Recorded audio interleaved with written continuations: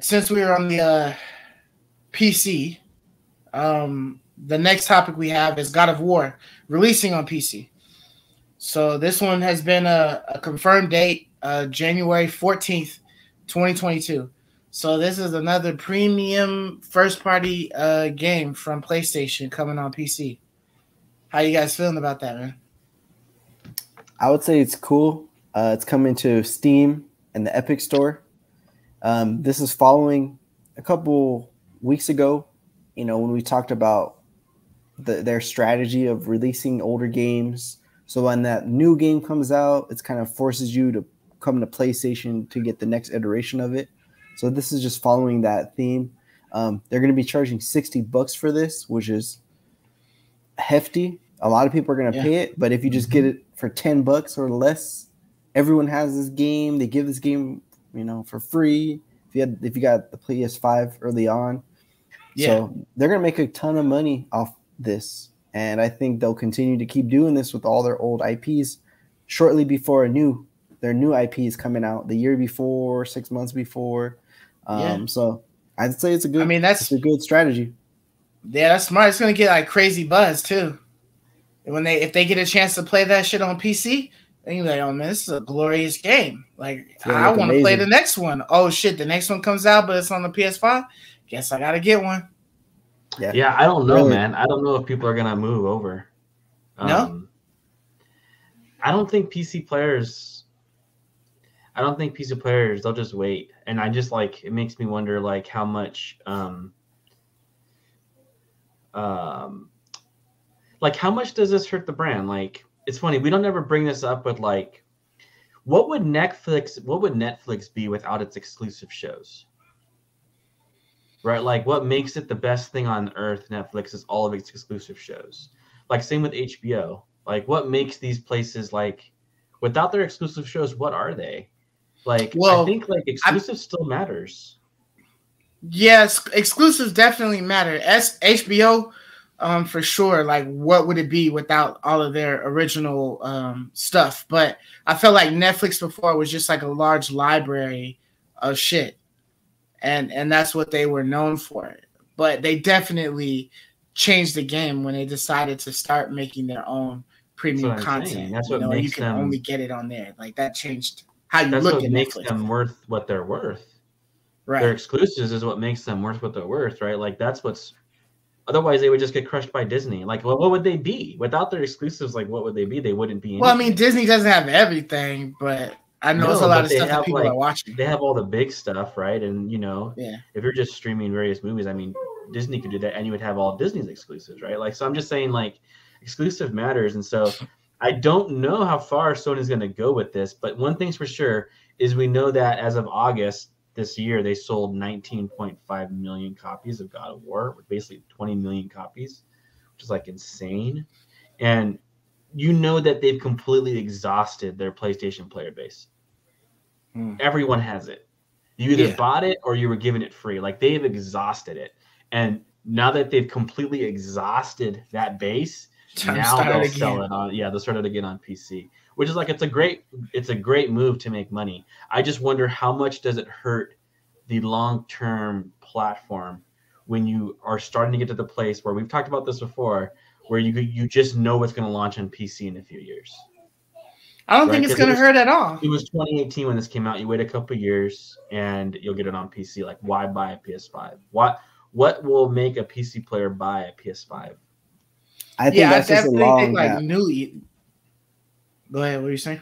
That gap is because it went from 2018 and then it's going to be at the beginning of 2022. So 3 to 4 years is a long time. I'm not saying the game's not relevant anymore, but that's a long enough. Like you're saying, they exhausted it to the point they gave it away. I think they can't do this with every game, but I think there is times when it's okay to do it, and when it'll make more hype around your next game, your next banger. I think it's still reinforcing their exclusives. I think it's still it's bringing more customers, more hype. I don't know the percentage of players like you're saying. It's probably very low, but there's so many PC players out there that even though it's a small percent, it's still a decent chunk because there's tons of PC players out there internationally. So, you know, with the scarcity of PlayStations, I don't know how many people are actually going to be able to get one and play the next, you know, God of War. But I still think it's a good strategy, you know, and people are going to pay $60 for this. I think it's a great short-term strategy. I'm just wondering about like how much will this water down the exclusivity game that Sony's built their base on, right? I don't know. I feel like Anthony G's a huge fan of PlayStation because they're exclusives, right? Like it's become. But consider this: you could play the exclusives on PlayStation now on your PC already. Yeah, I know. I just don't know how much that's hurting the PlayStation brand. Yeah. Is all I'm saying. Like, well, I mean, I feel like the guys like, you know, like us that have already purchased a PS5, if we have the option to get the game, we're just going to get it on the PS5. Like, what's the point in waiting to the PC? It's just those people that have already decided that they're not going to get a PS5. They just aren't going to get one, period. So releasing a game on there isn't going to make them go. You know, they're just – the fact that it's eventually going to come to the PC gives them some light at the end of the tunnel. But even if it was never going to come to the PC, they still wouldn't get the PS5. They're just stuck with whatever they're doing, you know? It's kind of like people who just don't see, like, any type of possible value in Game Pass. You know what I mean? Like, if they haven't gotten it now, they're probably just not going to get it. If you knew that all of these games are going to eventually come to PC, like, I know it's not quite there yet, like Mark said, like, not every game, but if it feels like we're trending in that direction. So I'm just saying, like, imagine a future where like pretty much everything will eventually release on PC. Then I'll just have my PC.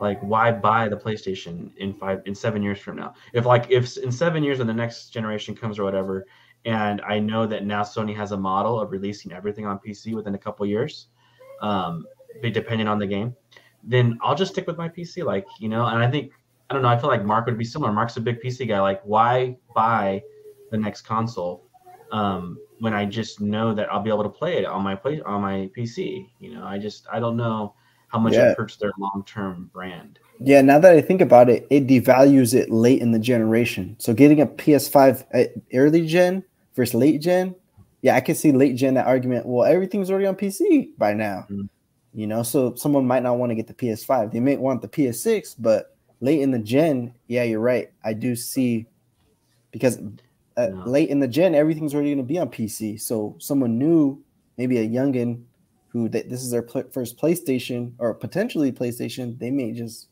you know.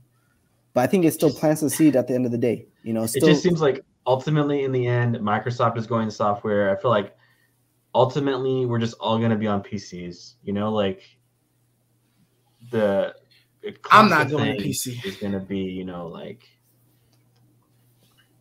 I just think at some point in time these places will just become software companies and you just have PCs. But I don't want that. I like consoles, but I just don't know what the longevity goal is when everything's going to PC eventually. It just seems like that's the way everything's going.